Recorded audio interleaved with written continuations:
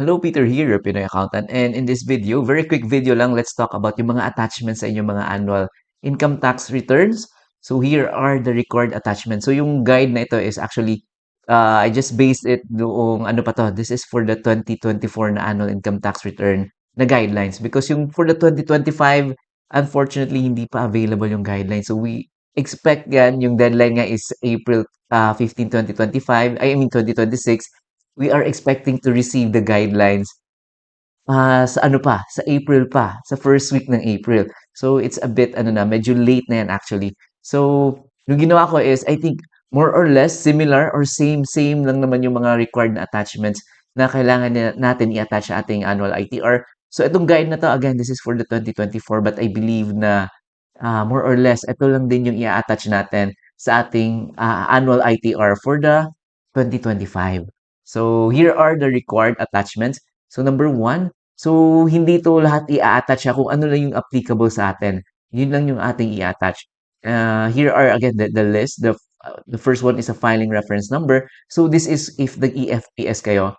And the second one, tax return receipt confirmation as proof of e-filing. So ito yung sa atin, in most cases sa atin is we are using the EBIR form. So yung email lang to. So mamaya papakita ko yung mga actual na examples naman. So next is the proof of payment and the acknowledgement receipt of payment. If nagbayad kayo through MyEG, ayan, Maya. So yung acknowledgement or yung proof na nagbayad kayo, yun yung i-attach natin. And then the next one is the certificate of independent CPA. So applicable lang to pag required kayo mag-submit ng audited financial statements. So required lang yung audited financial statements. Again, if yung annual gross sales natin is above 3 million. Pag ano naman, pag 3 million and below naman and nag-opt kayo, nag-itemized deduction kayo, unaudited or hindi audited na financial statements yung required. So yan yung naka-indicate naman sa next na line item is unaudited or audited financial statement. So depende kung ano yung annual gross sales ninyo. So next is the notes to audited financial statements. So kaakibat na yan ng ating financial statements. Yung notes nakalagay diyan more on detailed like ano yung details ng taxes and licenses ninyo, yung mga depreciation, yan yung usual na nakalagay doon sa inyong notes to audited financial statements. So next is the statement of management responsibility. So again, template lang ito. So medyo hati yung ano dito if required ba talaga yung SMR because some RDOs or if not most RDOs will not require SMR if hindi naman kayo required to submit the financial statements. But there are also RDOs that would require the SMRs kahit wala kayong financial statements because this is a requirement daw na i-attach lahat ng mga taxpayers. So, yan, may sample din tayo kung ano yung statement of management responsibilities. Again, template lang naman yon. So, madali lang naman gawin yon. So, next is the BIR Form 2307. So, again, if nag-claim kayo ng mga creditable withholding tax, if clean name ninyo as tax credits, ayun. So, kailangan nyo i-attach yung 2307 mismo. So, next is the BIR Form number 1606. So, this is for the withholding tax remittance for onerous transfer of real property other than capital assets. So, yung 1606, hindi din ito masyadong applicable sa atin. So, applicable lang ito if you are a developer. So, pag nagbebenta kayo ng mga real estate, ayan. So, if hindi naman kayo developer, so hindi din ito masyadong applicable sa atin. So, next is the BIR Form 2304 or the Certificate of Income Payments not subjected to withholding tax. So, again, ano dito, very less common din ito. So, hindi ito masyadong nag-apply. So, in ano na to, yung mga cases, for example, nanalo kayo ng mga prizes, ayan, 10,000 below, ayan, so mag-a-apply itong 2304 but in most cases, wala din masyadong nag-a-attach or hindi ito nag-a-apply sa atin, itong 2304. So next is ito, the 2316 naman, or the certificate of the compensation payment or tax withheld. So if you are ano kayo mixed income earner, if you are doing business and at the same time employed kayo, so kailangan nyo i-attach yung 2316. So in cases din na for example nag-joint filing kayo ng spouse ninyo, so kailangan nyo din i-attach yung 2316 ng spouse ninyo if ever employed yung inyong spouse. So next is the system generated acknowledgement receipt or the validation report of electronically submitted summary alpha list of withholding taxes. So, applicable to, for example, yun nga, nag-claim kayo ng 2307. So, yung 2307, kailangan nyo pang i-submit yun through e-submission yung data file nun. So, yung data file, you will generate it using the alpha list. So, kailangan nyo ng alpha list data entry and validation. So, once na-email nyo yan yung marireceive ninyo, yung system-generated acknowledgement receipt or the validation report. So, dalawang email kasi yung marireceive nyo. Yung first email, yan yung pag in-email yung data file nyo, yan agad yung marireceive ninyo, the system-generated acknowledgement receipt. But yung second one, medyo matagal yan nare-receive, maybe after 2 days. And some taxpayers, hindi na nare-receive yung validation report and deadline na ng annual ITR. So, ina-allow ng BIR na yung system-generated na acknowledgement receipt na lang yung i-attach natin.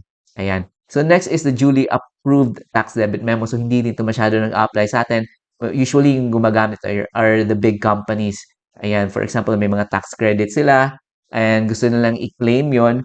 In most cases sa ating mga individual taxpayers, we just carry forward if ever may mga overpayments tayo. We carry it forward to the next income tax or in the next in the next taxable year. Yun yung ginagawa natin. So, ayan. So, next is the proof of foreign tax credit. So, hindi dito nag-apply sa atin. In most cases, if may mga foreign transactions kayo, yung usually dito is yung mga big companies then because we have this reciprocity law yun na to avoid mga double taxation. Ayan yung silbi niyan. So, in our case, hindi ito nag-apply sa atin. And then, next is the proof of prior year's excess credits. Ayan, so, yun nga yung nabanggit natin kanina, if ever may overpayment yung ating 2024 na annual ITR, we have to attach din yung annual ITR natin. So, we have proof na may overpayment tayo nung previous na year for the 2024. And then next is the proof of other tax credits and payments. So, hindi din to masyado nag-apply sa atin. As well as itong BIR form number 1709, information return on transactions with related parties. So, again, for mga big companies na ito, with may mga subsidiaries na, ayan, may mga affiliates, ayan. So, hindi to nag-apply sa atin. So, yung next natin na slides are yung mga example, yung actual example. So, ito yung tax return receipt confirmation. Pag naka-file na kayo sa EBIR form, you will receive itong tax return receipt confirmation sa email. So, yun, kailangan yung i-save yan, i-print as PDF because i-send natin to mamaya or kailangan natin to i-attach sa ating annual ITR. So, next is the proof of payment. Again, if ginamit nyo is MyEG or Maya, yung MyEG or Maya naman is magsasend naman sa inyo ng proof of payment ninyo na successfully you were able to pay kay BIR. Ayan. So, nakalagay yan. Ito yung example natin, MyEG. So, next is the statement of management responsibility. Again, naka-template lang ito. So, i-fill out nyo lang yung name ninyo. Ayan, the year. So, yan. Pwede nyo i-download to actually. You can go to our website. I will post this sa www.pinoyaccountant.com/download. Ilalagay ko yung template, the Word file ng SMR. So, again, in other RDOs, hindi na nila nire-require. But may revenue regulation kasi tayo na all taxpayers must submit itong SMR. So, for me, ayan, mag-submit na lang tayo kaysa ano naman, di ba? Kaysa sabihin nila na hindi tayo nag-comply sa requirement na SMR. So, next natin is the BIR Form 2307. So, ito, kailangan yung PDF, yung signed copies nito, kailangan yung PDF copies, kailangan natin i-attach sa ating annual ITR. So, next is the 2316. Again, if you are mixed income earner, if employed kayo or yung spouse nyo employed, kailangan nyo i-submit itong 2316. And then, next is the system-generated acknowledgement receipt or the validation report of the SOUT. So, ito, email lang to.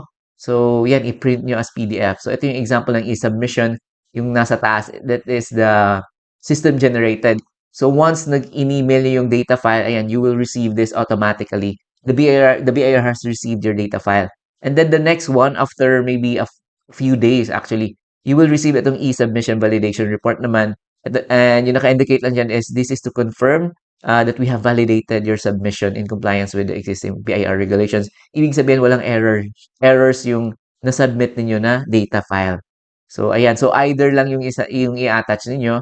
So, if may validation report kayo, yung validation report lang yung isa-submit or i-attach ninyo.